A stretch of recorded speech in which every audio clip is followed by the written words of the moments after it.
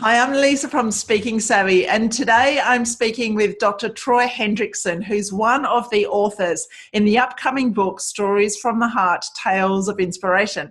It's a co-authored book with 16 short stories. All have been told on a Stories from the Heart stage and have been adapted for the reader, and the book will be launching in March. Now, Dr. Troy Hendrickson is an educator and a professional speaker, and it's wonderful to be chatting to you today, Troy. Yes, it's great to be here. Thanks so much for inviting me for this chat, and more importantly, thanks for having me involved in the project. It was something that turned out to be much more challenging, but much more gratifying than what I actually expected, Lisa. Okay, Troy. So, as an educator, tell me a bit more about what you do. Well, variety is the spice of life for me. I guess if I look back at my life, it's funny how sometimes, the old saying of you live life through the windshield and you understand it through the rearview mirror. Everything I've ever been involved in has always been somehow in the realm of education or assisting others. So for many years, I was in a corporate pharmaceutical role, and then I went into training and development, and then through a variety of opportunities, I ended up coming to Australia in 2000 and 2001, and I was chosen to represent the United States as an ambassador. So I was the recipient of a very generous scholarship through Rotary, and it was called the Ambassadorial Scholarship. So at the time, it was just going to be a one-year hiatus, and I was going to come back and jettison up the corporate ladder and be a CEO. But of course, I came to Perth and kind of fell in love with the place, and numerous other things had happened. Various opportunities started to open up, and so initially I finished a master's degree in leadership, and then got involved with doing some teaching and some executive education, and so that then led to an opportunity to do my PhD. One of the professors asked me if I would be willing to come on board, and so yeah, it was kind of as I said before, it makes more sense looking backward because I just was following my passion. So it led to being the director of a program called the Master of Business Leadership, which was really, really fulfilling. And while I was doing that, it also opened up many doors for executive education. So I've always been doing a variety of things. So sometimes I teach mostly postgraduate units. I do teach sometimes undergrads, but more often than not, it's postgrad and executive education.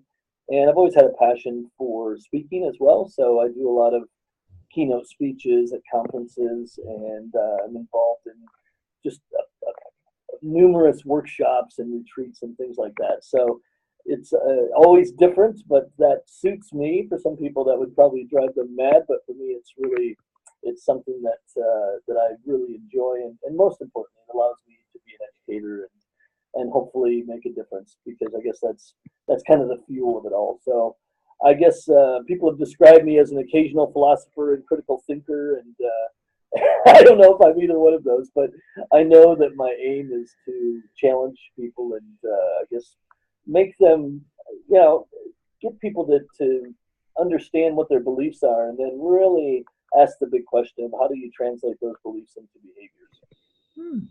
Very interesting. And I don't know if you're aware, but 2018 is the year of the lifelong learning. So Wow, interesting year. And I'm, so I'm you yeah, and I'm hoping that will be right in my wheel well. So hopefully 2018 will be a magnificent year, and it's getting off a great start with this book and some of the other things that are already on the schedule. So That's good. Good. Now, I love the quote. You've got to yeah, look that's through the windshield to be able to see through the rear view mirror. That's a wonderful quote. So I'm going to ask you a question, put you on the spot and ask you a question. So with that in mind, what advice would you give your younger self? If you could give your younger self some advice, what would that be? Oh, wow. It's so funny, and I don't think that this is specific to me. I think all of us, we doubt ourselves too much, and sometimes I think you have to, it's the ready, fire, aim thing rather than the ready, aim, fire. So I've spent an enormous amount of time delving into various ventures and feeling like I've got to spend all this time preparing for them. And not that that's wrong, but I think sometimes we delay getting involved with things because we don't think we're prepared. And if I were sort of giving advice to my younger self, I'd go with the Nike slogan. I'd say just do it, because I think, especially now, I'm finding that's what is much more typical in our society. It's, make a mistake, learn from it, and then move forward. So you just have to jump in and do whatever it is that you're thinking about doing, and then learn from whether it's a success or whether it's a mistake, and then move forward. But I think you can kind of become a little bit isolated in this planning. And so if I look back at my life, that's something I wish I would have jumped into some of the ventures a little bit earlier. Obviously, I have no regrets. Life is, I'm kind of one of these people. I always believe that it's all about timing. So whatever has happened, it happened. That's good advice. Good advice. And I think was meant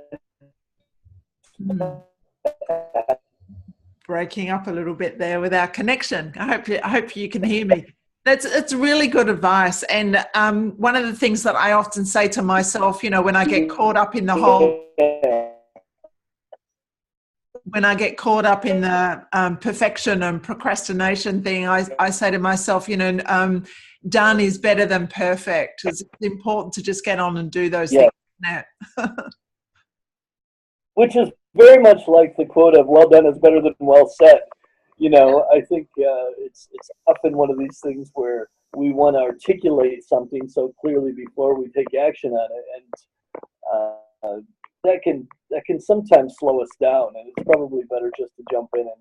And I was just watching the tennis earlier, actually, last night, and I see someone like Roger Federer. I see some of these people that are absolute inspirations, and you just think, wow, how did they get to that level? But really, it's just a matter of putting yourself out and just taking consistent action. Yeah, up there and committed to getting better, but taking consistent. Right. Excellent.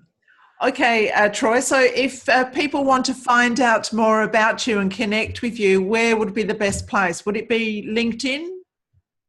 Yeah, I would say LinkedIn. So I sort of work in a lot of discipline areas. So I spend some time in leadership and communication, diversity, and consumer behavior and learning and also in memory. So I kind of I show up. I attend a lot of different conferences in a lot of different areas. So I can be found probably, like you said, LinkedIn. I'm on Facebook. I'm happy to connect with anyone via email. But yeah, there's not too many. I think if people go on to LinkedIn and they type in Dr. Troy, they'll find me. So I'm the guy that there's an American flag and an Australian flag. I'm a dual citizen of both countries, and I spend a lot of time going back and forth. So that's probably the easiest way to find me. Excellent. Thank you. Well, I'm very excited and delighted that you are one of the authors in the upcoming book, and really looking forward to the book Stories from the Heart, Tales of Inspiration, launching in March. Thanks so much for speaking with me today, Troy. Thanks for having me, and certainly thanks for creating this initiative. I think it's something that everyone will get value out of, even though it's a bunch of personal stories. I really find every event that I've gone to, it's really been inspirational, and surprisingly, I find that there's a lot of vicarious learning. So I hope that individuals that are thinking of whether I should purchase this or not, I really hope they do make that decision, because the inspirational stories are pretty fantastic. Thanks a lot, Troy. Bye for now. All right. See you. Bye, Lisa.